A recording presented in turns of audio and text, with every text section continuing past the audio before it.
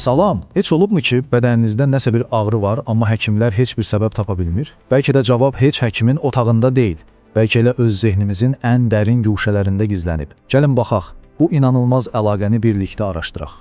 Yəni, dərinliklərə bastırdığımız, bəlkə heç xatırlamadığımız təcrübələr bizi həqiqətən də fiziki olaraq xəstə edə bilərmi? Bax, bugün məhz bu sualın cavabını axtaracağıq. O, unudulmuş, bastırılmış duyğular bədənimizdə necə özünü göstərir? Çünki işin əsli budur. Bəzən bədənimiz zehnimizin unutmaq üçün əlindən gələni etdiyi hekayələri özündə saxlayır. Sanki danışa bilmədiyimiz sözlər bədənimizin dilində danışmağa başlayır. Gəlin şuuraltını belə təsəvvür edək. O, sanki həyatınızın nəhəng bir arxividir.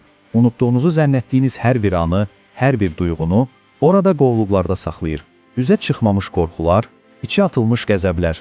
Zaman keçdikcə bu emosional yüklər ağırlaşır və təkcə ruhumuzu yox, elə fiziki olaraq bədənimizi də yormağa başlayır. Məsələ burasındadır ki, zehnimiz bizi qorumaq üçün bəzi travmatik hadisələri dərinliklərə, o arxivin ən uzaq rəflərini itələyir. Amma onlar yox olmur, yox. Sadəcə formasını dəyişir. Bəs o səbəbini bilmədiyimiz baş ağrıları, mədə problemləri, o bitib tükənməyən yorğunluq. Bəlkə də bunlar bədənimizin bizə pıçıldadığı o həll olunmamış hekayələrdir, hə? Yaxşı, bəs bu dərin arxivdə bir açar varmı? O qapını açıb içəridəki yükləri yüngülləşdirmək mümkündürmü? Bəli, var və bu açarın adı hipnoterapiyadır. Dayanın, sehirli çubuqları, filmlərdəki o səhnələri bir anlıq unudun. Hipnoterapiya əslində şuuraltımızla birbaşa danışmaq, onunla diyaloq qurmaq üçün istifadə edilən elmi bir texnikadır. Bu, sanki davranışlarımızı idarə edən o görünməz ipləri tapıb öz əlimizə almaq və problemin kökünün haradan gəldiyini anlamaq kimidir. Əgər hələ də şübhələriniz varsa, gəlin birbaşa mütəxəssisə qulaq asaq. Şuuraltı dəyişim mütəxəssisi Ceylan Mumoğlu deyir ki, hipnoterapiya tamamilə elmi prinsiplərə əsaslanır. Yəni, bu, hansısa alternativ bir şey deyil. Klinik psixoloqlar, psixiatrlar kimi səhiyyə mütəxəssislərinin istifadə etdiyi bir metoddur. Yaxşı, gəlin etiraf edək. Hipnoz sözünü eşidən kimi hamımızın ağlına yəllənən saatlar, idarəsini itirmiş insanlar gəlir, düzdürmü? Gəlin indi bu filmlərdən gələn mifləri bir kənara qoyaq və həqiqətdə nə baş verdiyinə baxaq. Əslində, bütün məsələ beyin dalğalarımızdadır. Baxın, gündəlik həyatda, qaça-qaçda beynimiz beta dalğalarındadır. Daima analiz edir, düşünür, narahat olur. Amma bir anlıq dayanıb, dərin bir nəfəs alıb, rahatlayanda beynimiz alfa rejiminə keçir. Bu, o sakit, yaradıcı, daxilə yönəlmiş vəziyyətdir. Və məhz bu vəziyyət şuuraltına açılan qapıdır. Deməli, filmlərdə nə görürük? Güya insan nəzarəti itirir. Xeyr, tibbi reallıq tam əksidir. Siz tamamilə şuurlu və fərqində olursunuz. Hətta fərqindəliyiniz daha da artır. Filmlərdə yerlənən saatla hipnoz edirlər. Reallıqda isə sadəcə nəfəs və əzələləri rahatlatma texnikaları istifadə olunur və ən əsası, kimisə istəyi xaricində hipnoz etmək mümkün deyil. Bu, tamamilə könüllü, sizin əməkdaşlığınızla baş tutan bir prosesdir. Yaxşı, bəs kimlər bundan faydalana bilər? Bu texnika konkret olaraq hansı hallarda kömək edir?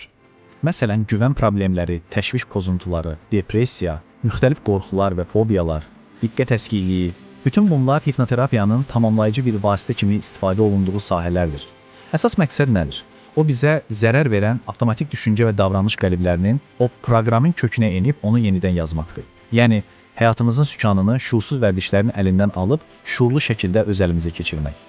Amma çox vacib bir məqam var, bunu mütləq qeyd etməliyik. Hipnoterapiya hər kəs üçün deyil. Yəni, bu hər dərdin dərmanı olan sehirli bir həll deyil. Məsələn, psixoz kimi bəzi ciddi psixi pozuntuları olan insanlara və ya çox təzə ağır bir travma yaşamış şəxslərə tətbiq edilmir. Çünki bu, xüsusi bir hazırlıq və uyğunluq tələb edən bir prosesdir. Və bir də bunu unutmayın. Heç bir peşəkar vicdanlı terapevt sizi ilk görüşdə hipnoz etməyəcək. Çünki bütün terapiyanın təməli güvəndir. Əvvəlcə terapevtlə sizin aranızda təhlükəsiz, güvənli bir mühit yaranmalıdır. Yalnız bundan sonra, əgər terapevt bunu həqiqətən zəruri hesab edirsə, şuuraltı ilə işə başlana bilər. Və bir vacib nöqtə də budur ki, hipnoterapiya tək başına bir müalicə deyil. O, əsas müalicə planını əvəz etmir. Bu, sadəcə tamamlayıcı bir metoddur. Yəni, həkim diaqnoz qoyduqdan, əsas müalicə planı qurulduqdan sonra o plana dəstək olmaq üçün istifadə edilən köməkçi bir vasitədir. Yaxşı, bütün bunlardan sonra gəldik əsas məsələyə. Bu, sadəcə bir problemi aradan qaldırmaq deyil, əslində bir özünü kəşf səyahətidir. Buradakı əsl məqsəd öz daxili mexanizmlərinizi, sizin nəyin hərəkətə gətirdiyini anlamaqdır. Bu metodun əsl gücü də elə budur. Sizə öz daxili dünyanızın bir növ xəritəsini verir. Sizi idarə edən avtomatik reaksiyaları başa düşmək, onların kökünü tapmaq. Bu sadəcə bir terapiya seansı deyil. Bu özünüzlə yenidən tanış olmaq üçün çıxdığınız cəsarətli bir səyahətdir. Bəlkə də əsl sağlamlığa gedən yol bədənimizin bizə göndərdiyi o siqnalları, o pıçıltıları dinləməkdən keçir və zehnimizin dərinliklərindəki o hekayələri cəsarətlə oxumaqdan. Bəs siz öz zehninizə, öz daxili dünyanıza belə bir səyahətə hazırsınızmı?